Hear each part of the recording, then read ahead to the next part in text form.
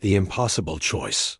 The evacuation klaxons had been silent for 3 hours when Captain Marcus Kane received the final transmission from Earth Command. He stood alone on the observation deck of the TFS Guardian, humanity's last operational battlecruiser, watching the distant stars that would soon witness either humanity's extinction or its most desperate gamble for survival. "Captain," came the voice of his executive officer, Commander Lisa Park, through the intercom. Priority 1 from Admiral Thompson. Kane made his way to the bridge, his footsteps echoing through corridors that should have been bustling with the usual activity of a ship preparing for battle. Instead, the Guardian operated with a skeleton crew of volunteers, every other available person already assigned to the civilian convoy fleeing toward the outer colonies. The holographic display flickered to life, revealing Admiral Thompson's weathered face. The man who had once commanded fleets with unwavering confidence now looked decades older than his 60 years. "Marcus, the Vorthan Armada has entered Sector 7. Intelligence confirms over 400 warships converging on the Sol system." Felt the weight of those words settle on his shoulders. The Vorthans had swept through human space like a plague, their crystalline ships powered by technology humanity barely understood. World after world had fallen, not through negotiation or conquest, but through complete annihilation. The Vorthans didn't take prisoners or accept surrender. They simply erased. "What are our orders, Admiral?" Kane asked, though he suspected he already knew the answer. The civilian convoy needs 48 hours to reach minimum safe distance for the jump to the sanctuary systems. Every military vessel has been ordered to provide escort duty, except... Thompson paused, his jaw tightening.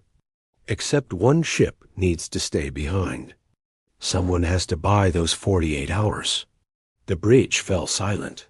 Every officer present understood what the Admiral was asking. This wasn't a military operation.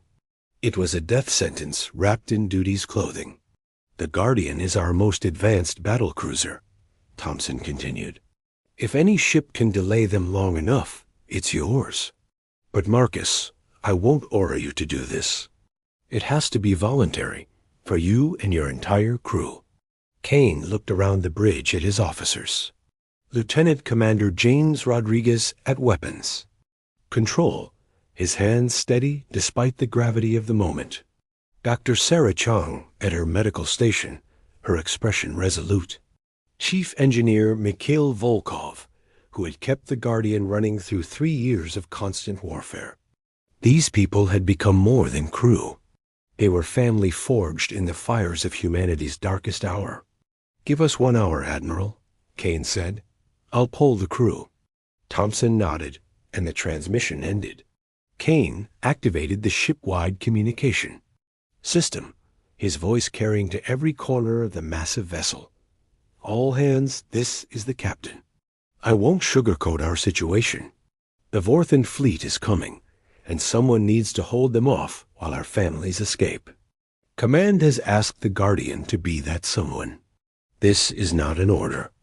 Anyone who chooses to leave can board the last transport shuttle in 30 minutes. No one will think less of you. But for those who stay, know this.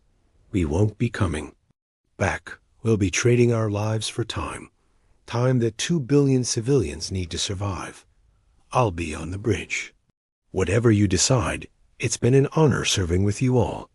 The next 30 minutes passed with agonizing slowness. Kane watched the shuttle bay cameras, expecting to see crowds rushing to escape. Instead, he saw something that made his throat tighten with pride. Only 43 people boarded the shuttle out of the Guardian's complement of 3,000.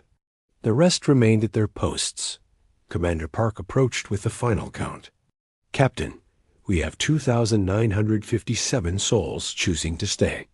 Engineer Volkov says his teams are already working on modifications to push our systems beyond safety limits. Dr. Chang has converted 3 cargo bays into emergency medical stations, and Lieutenant Commander Rodriguez." She smiled grimly. He's loading every weapon we have and improvising a few new ones. Kane felt a surge of pride that threatened to overwhelm his composure.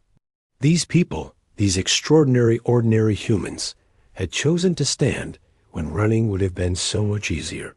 "Very well," he said, his voice steady. "Send a message to the convoy. Tell them the Guardian holds the line." The next 12 hours transformed the Guardian from a battle cruiser into something else entirely. Volkov's engineers removed every safety protocol from the reactor systems, turning the ship's power core into a barely controlled stellar furnace. Rodriguez's weapons teams loaded experimental ammunition that had been deemed too dangerous for standard combat. Dr. Chong's medical staff prepared for casualties, while knowing they would never have time to treat them all. The Vorthen fleet appeared on long range, sensors exactly when predicted. Their ships looked like geometric nightmares, all angles, and impossible surfaces that seemed to bend light around them. 417 vessels, according to the tactical display, each one capable of reducing a planet to ash.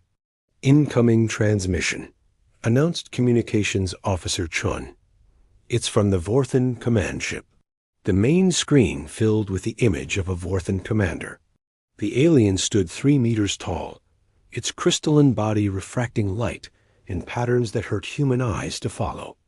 When it spoke, the translation came through in perfect, emotionless English. "Human vessel, you are alone. Your fleet has abandoned you. Surrender is not offered, but your death can be swift or prolonged. Choose." Kane stood from his command chair, facing the screen with determination etched into every line of his face. "This is Captain Marcus Kane of the Terran Federation ship Guardian. We've received your message and have a counter-proposal. Turn around now, and we'll only destroy half your fleet." The Vorthen's crystalline features shifted in what might have been confusion. "You are one ship against 417. Your statement is illogical." "Logic?" Kane smiled coldly. "We're humans. We threw logic out the airlock the moment we decided to stay. What we have instead is pure, stubborn determination to make you pay for every human life you've taken. So, please, by all means, come closer. We've prepared a special welcome for you." The transmission cut abruptly. On the tactical display, the Vorthen fleet began to accelerate, their formation spreading into an encompassing net designed to trap and destroy any escape attempt. "All hands, battle stations," Kane announced. "Weapons free on my command. Let's remind these crystalline bastards why humans survived everything Earth could throw at us for millions of years." The Guardian's engines roared to life with power levels that made the entire ship vibrate. Volkov had somehow pushed the output to 150% of maximum rated capacity. The lights dimmed as every available watt of power flowed to weapons and shields. "Vorthen fleet entering maximum weapons range in 60 seconds, Rodriguez reported. "All weapon systems showing green." "Captain, permission to try something crazy?" "Granted, Commander. Today, crazy is our standard operating procedure." Rodriguez's fingers flew across his console. "I've rigged our forward torpedo tubes to fire in a spiral pattern. It'll confuse their targeting systems for at least 30 seconds. 30 seconds could mean 30,000 more civilians reaching safety," Kane replied. "Do it." The first exchange of fire lit up space like a deadly fireworks display. Vorthen energy beams, powerful enough to slice through asteroid fields, lanced toward the Guardian. The human ship rolled and twisted with an agility that defied its massive size, evading most of the incoming fire, while its own weapons responded with calculated fury. 16 torpedoes launched simultaneously, spiraling through space in a pattern that no tactical computer could have predicted, because Rodriguez had programmed them to follow the mathematical sequence of human heartbeats under stress, something utterly alien to the crystalline Vorthens.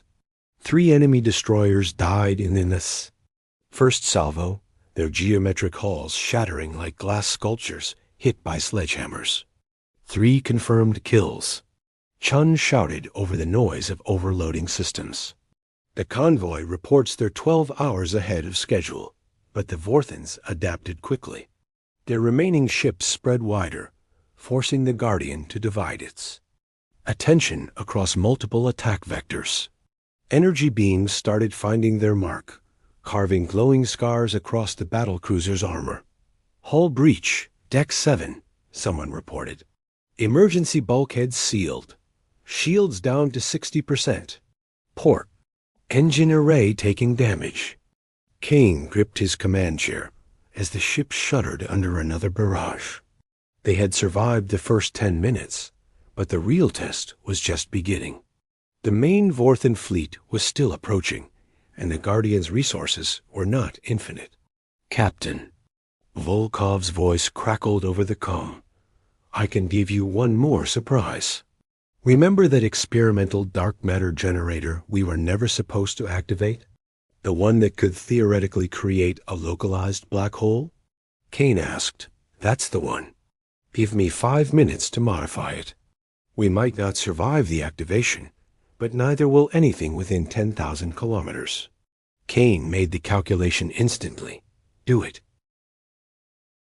As the Guardian continued its desperate dance of death with the Vorthan vanguard, Marcus Kane thought about Earth, about the 2 billion souls racing toward safety, about the choice he and his crew had made. They were one ship against an armada, logic against instinct, certain death against the slim hope of buying enough time. But they were human, and humans had never been logical when it came to protecting their own. Asterisk, until the last breath, the Guardian shuddered as another Vorthan energy beam carved through its starboard armor, venting atmosphere and debris into the cold vacuum. 20 minutes into the battle, and already the mighty battlecruiser showed dozens of wounds. But it continued to fight with a ferocity that seemed to puzzle the crystalline invaders. Captain, Volkov reports the dark matter generator will be ready in 2 minutes. Commander Park announced, blood trickling from a cut on her forehead where she'd been thrown against her console during the last impact. Vorthan casualties? Kane asked, his eyes never leaving the tactical display. 17 confirmed destroyed, 9 more showing critical damage, Rodriguez reported with grim satisfaction. But Captain, their main fleet is accelerating. They'll be in optimal firing range. In 5 minutes, Kane studied the approaching wall of geometric death. The Vorthans had stopped trying to capture the Guardian intact. Now they simply wanted to erase this annoying obstacle from existence. 400 ships bearing down on one damaged battlecruiser. The math was simple, the outcome inevitable. But mathematics had never accounted for human spite. Chun, open a channel to the convoy, Kane ordered. Let them know their status. Channel open, sir. Convoy Alpha, this is Guardian Actual. We're holding position at the Sol System terminus. Current enemy forces engaged. You are now 14 hours ahead of pursuit. Godspeed, and remember us. The response came from Captain Maria Santos aboard the lead transport, Guardian. This is Convoy Alpha. 2 billion souls will remember your names forever. Give them hell, Guardian. Give them hell for all of us. Kane closed the channel and turned. To his bridge crew. You heard the lady. Let's make some history. The dark matter generator's activation sent a pulse through the ship that made everyone's teeth ache. Reality itself seemed to hiccup as the experimental device came online, bending space-time in ways that human science had only theorized about. Captain! Volkov's excited voice burst through the comm. It's working, but the containment field is unstable. We can maintain it for maybe 10 minutes before it either collapses or goes critical. Then we make those 10 minutes count. Kane replied. Rodriguez, target the center of their formation. Let's see how they handle a localized gravitational anomaly. The Guardian fired its modified dark matter torpedo. A weapon that shouldn't have existed, powered by science that bordered on madness. It streaked through space, leaving a trail of distorted light in its wake. The Vorthens, for all their advanced technology, had never encountered anything like it. The torpedo detonated in the middle of their formation, and space went insane. A miniature black hole, no larger than a pinhead, but with the mass of a small moon, materialized for exactly 3 seconds. In those 3 seconds, 12 Vorthen ships were caught in its gravitational field. Their crystalline hulls, designed to withstand energy weapons and kinetic impacts, crumpled like paper as they were dragged toward the singular point of infinite density. When the anomaly collapsed, the resulting explosion of released energy destroyed 6 more ships and damaged dozens of others. The perfect Vorthen formation dissolved into chaos as ships scrambled to avoid the gravitational aftershocks rippling through space. 18 more kills confirmed. Rodriguez shouted, pumping his fist, despite the professionalism he usually maintained. That's 35 total. But the celebration was short-lived. The remaining Vorthen ships regrouped with frightening efficiency, and their response was overwhelming. Hundreds of energy beams converged on the Guardian simultaneously. The ships' shields, already weakened, collapsed entirely. Armor plating vaporized under the onslaught, and entire sections of the ship were carved away. Multiple hull breaches, decks 4 through 9 are gone. Main engine offline. We're down to maneuvering thrusters only. Medical Bay 3 is not responding. Kane felt the ship dying around him, each impact a death blow that the Guardian somehow continued to survive through sheer structural stubbornness and emergency bulkheads. His crew worked miracles at their stations, rerouting power through damaged conduits, manually controlling systems whose computers had been destroyed, fighting with everything they had left. Captain, Dr. Chong's voice came through the comm, strained but determined. Casualty report? We've lost 800 souls. I have another 400 wounded. But Captain, the ones who can still fight are returning to their posts. They're literally crawling back to their stations. Kane's throat tightened. These people, his people, were giving everything they had and then finding more to give. Vorthen. Command ship is hailing us, Chun announced. The crystalline commander appeared on the flickering main screen again, its geometric features expressing what might have been frustration. Human vessel, you have fought beyond reason. Your ship is crippled, your crew decimated. Why do you continue? Kane stood despite the ship lurching under another impact. His uniform was torn, his face bloodied from flying debris, but his eyes burned with undiminished defiance. You want to know why? Let me tell you about humans, you crystalline piece of garbage. We're the species that evolved on a death world that tried to kill us with everything from ice ages to supervolcanoes. We're the ones who looked at the ocean and decided to cross it on logs. We're the ones who saw birds and decided we should fly too. And when someone threatens our children, our future, we become something you can't calculate, can't predict, and can't stop. We become revenge incarnate. Your revenge accomplishes nothing. You will die, and we will continue to Earth. Maybe, Kane admitted, but every minute you waste here is another minute our people have to escape. And every one of you we kill is one less ship hunting them. So please, keep talking. The convoy is now 16 hours ahead of you. The transmission cut, and the Vorthen fleet resumed its assault with renewed fury. The Guardian could no longer maneuver effectively, but its remaining weapons continued to fire. Rodriguez had jury-rigged manual controls for the main guns, and crews were loading shells by hand when the automatic systems failed. Captain, Volkov's voice was weak, and Kane could hear alarms blaring in the background of engineering. I've got one last trick.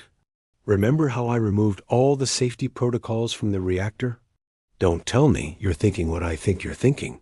A complete core overload. If I reverse the containment field and channel all the energy through the weapons grid simultaneously, we might take a significant portion of their fleet with us. The explosion would be visible from Earth. Kane looked at the tactical display. The Guardian was surrounded, taking fire from all directions. They had bought 18 hours for the convoy, destroyed 35 enemy ships, and proven that humans would fight to the last breath.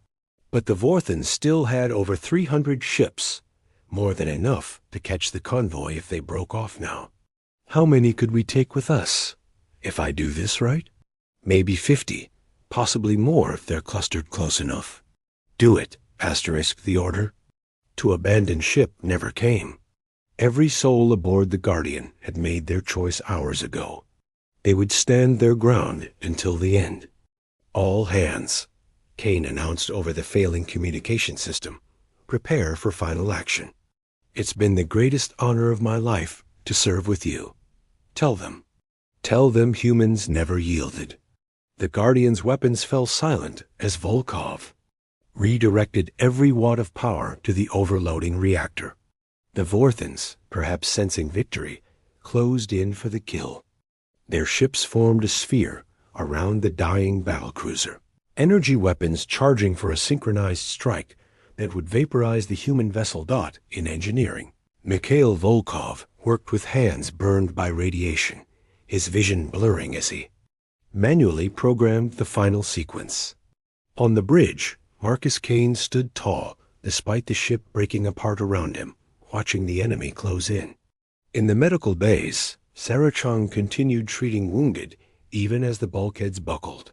At the weapons station, James Rodriguez prepared to fire one last defiant shot with the only gun still responding.